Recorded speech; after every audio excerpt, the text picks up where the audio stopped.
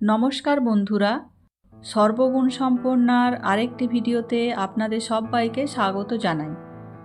আমরা সবাই জানি বেলপাতা ছাড়া শিবের পুজো অসম্পূর্ণ, কিন্তু কখনো ভেবে দেখেছেন কি এই বেল গাছের উৎপত্তি কোথার থেকে হলো?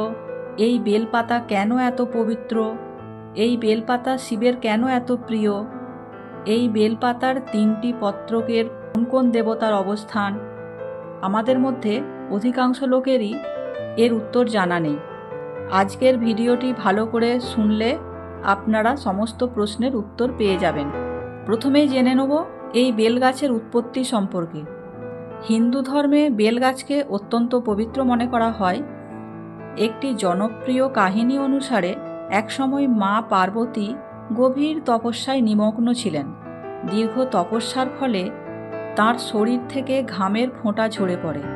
সেই ঐশ্বরিক ঘামের ফোঁটা মন্দর পর্বতের উপর পড়ে এবং সেখান থেকেই জন্ম নেয় বেলগাছ। এই কাহিনীর মূল তাৎপর্য হল বেলগাছকে পার্বতীর শরীরজাত ও শক্তিরূপ বলে মনে করা। তাই বেলপাতা শিবকে নিবেদন করলে তা কেবল একটি পাতা নিবেদন নয়, বরং পার্বতীর শক্তিকেই শিবের কাছে অর্পণ করা।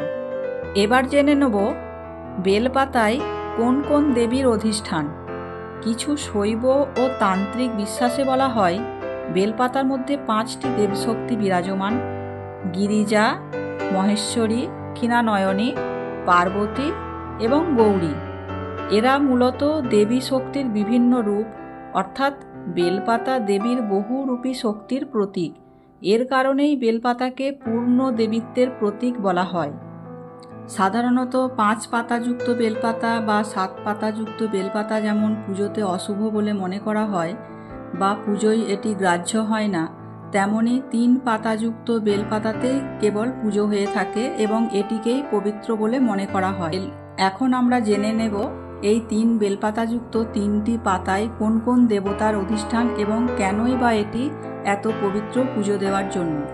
মনে করা হয় এই 3টি বেলপাতার একটি পাতাতে ত্রিদেবের বাসস্থান, অর্থাৎ এই 3 বেলপাতার একটি পাতাতে ব্রহ্মা, বিষ্ণু এবং মহেশ্বর অধিষ্ঠান করেন, অর্থাৎ সমগ্র বিশ্বচক্রের শক্তি একত্রে বেলপাতায় নিহিত। আরেকটি পাতাকে শিবের 3 নয়নের সঙ্গে তুলনা করা হয়েছে, অর্থাৎ জ্ঞান, তপস্যা, ধ্বংস বা রূপান্তরের শক্তি।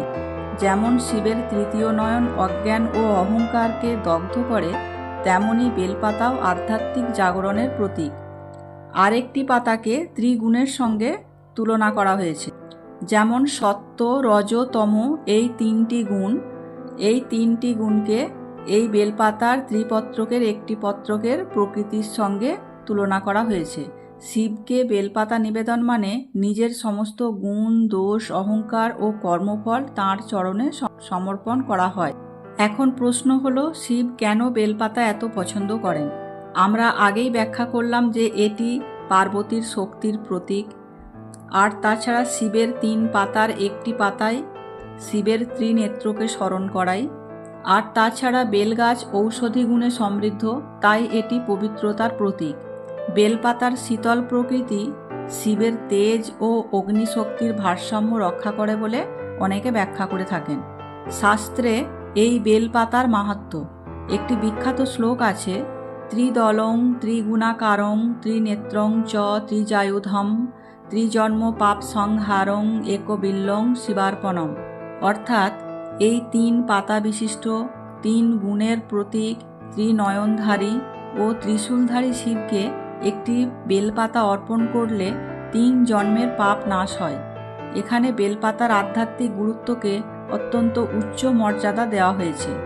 আবার অনেকে ব্যাখ্যা করে থাকেন এই বেলপাতা 3টি বিষয়ের প্রতীক হিসেবে দেখা হয়, যেমন মন, বাক্য, কর্ম, অর্থাৎ চিন্তা, কথা ও কাজ।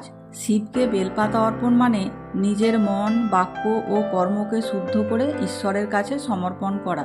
সুতরাং পুরাণ কথার গভীর অর্থ হল বেলপাতা কেবল একটি গাছের পাতা নয়, এটি শক্তি, সৃষ্টি, তপস্যা, জ্ঞান এবং আত্মসমর্পণের এক পবিত্র প্রতীক। তাই শিব পুজোয় এর স্থান সর্বোচ্চ মর্যাদার মধ্যে গণ্য হয়। তাহলে বন্ধুরা, আশা করি আপনারা বেলগাছের মাহাত্ম্য সম্পর্কে সম্পূর্ণভাবে অবগত হয়েছেন। ভিডিওটি ভালো লাগলে অবশ্যই আমার চ্যানেলটি সাবস্ক্রাইব করে নেবেন এবং কমেন্টে লিখে জানাবেন কেমন লাগলো। সবাই খুব ভালো থাকবেন। ধন্যবাদ।